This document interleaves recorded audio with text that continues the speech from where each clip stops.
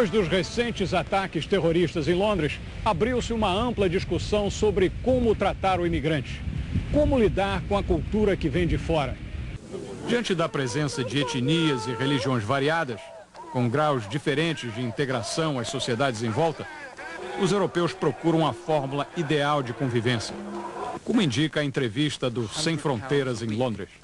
Do you think that the terrorism attacks that took place in London recently are a sign that multiculturalism in Britain is outdated or at least losing its luster?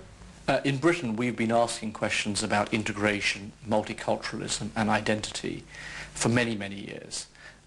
This is not a new debate, and the concern about multiculturalism is by no means new. What has happened is that the terrorist outrages have taken the issue from the back page to the front page, in other words.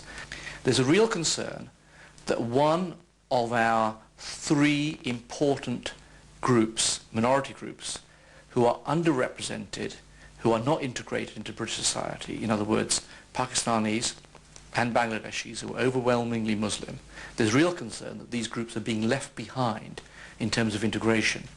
Against them, there is the example of the Indians, the Chinese, and before them the Jewish communities, who are now highly integrated.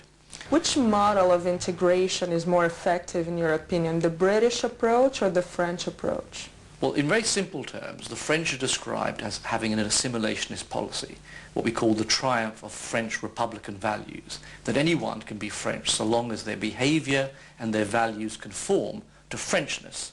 There are huge blind spots in Britain.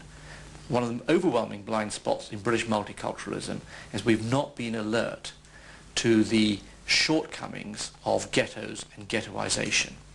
In Britain we have ghettos of minorities, which are problematic, but the real problem is that those ghettos overwhelmingly are made up of second, third and fourth generation kids of people who immigrated to Britain 30, 40, 50 years ago. And they've become very inward looking. They are communities where there's very little hope, where education qualifications are quite low and declining, and where job prospects, economics, looks very grim indeed. And that's a real problem. We've become blind to that. And Pakistanis and Bangladeshis are overwhelmingly concentrated in those ghettos. But going back to the question about terrorism, I should just point out that there's at least one other group that's left behind in this country that also is in ghettos and very inward-looking. And those, of course, are black Caribbeans. But that community is not associated with political radicalization or religious extremism. So social disadvantage is the problem, and that applies to Pakistanis and Bangladeshis. I don't think necessarily religion is the underlying problem. What is the best way to curb this problem then? Well, the best way is to do two things. One is to have more sophisticated legal remedies for discrimination when it does occur. For example, we wait for discrimination to happen, and then we say to the individual who's been discriminated that he or she should take their case to court. What we should be doing, in fact, is trying to design discrimination out of the system. We should be acting before it happens, not after it happens. And on the other hand, the thing we should be doing in this country is to deal with a whole series of barriers that communities face that have got nothing to do with race. For example, poor qualifications in the compulsory schooling system, low levels of job and housing mobility, disadvantageous family structures, transport barriers, childcare barriers, a whole series of things which have to do with social disadvantage. How important is it to have a national identity for society to stick together, for social unity? A single overarching national identity is very important, especially in Britain, for two reasons. The first is that the influence of globalization means that local identities are being diluted all the time. The second reason why national identity is important in Britain is that we've been curiously silent as a modern country in trying to articulate and spell out what it means to be British. In fact, you could go in the opposite direction and say the British have been very good at giving opportunities, both for minorities and others, to express all the different ways in which we are different, and in fact try to celebrate those and give a platform for those to be as it were, enshrined or included within public policy. The difficulty with that approach, in terms of celebrating difference, is it neglects the central question, which is what, at the end of the day, do we still have in common? And Britain is a country where it would be almost impossible to develop a consensus in which most people, never mind all people, but most people could articulate and accept what it is to be British.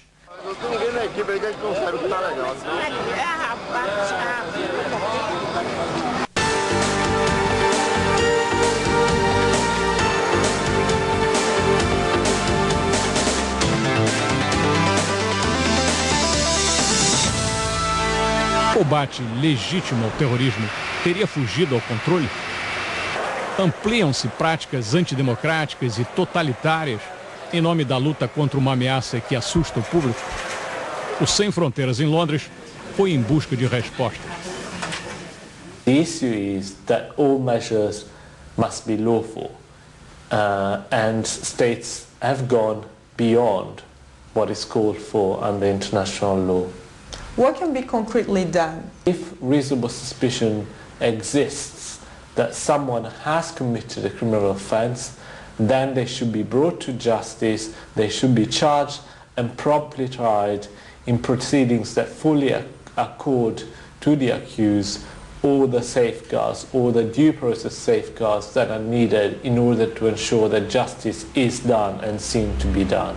How do you see the recent revelations that secret flights are taking terrorism suspects to secret locations around the world to be interrogated? We've been repeatedly calling on the UK authorities to explain what role they might have played in the unlawful rendition of these individuals. The rights of these individuals be upheld and therefore they be returned to the United Kingdom, where if there is evidence against them, then of course they should be put on trial, charged and given a fair trial.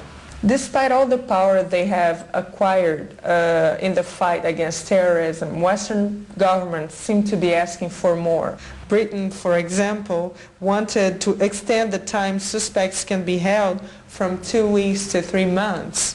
What are the dangers of such measures?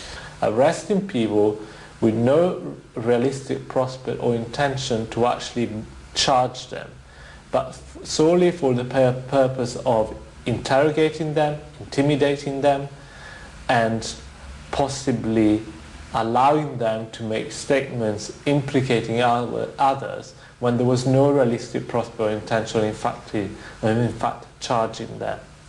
It's a charter for abuse.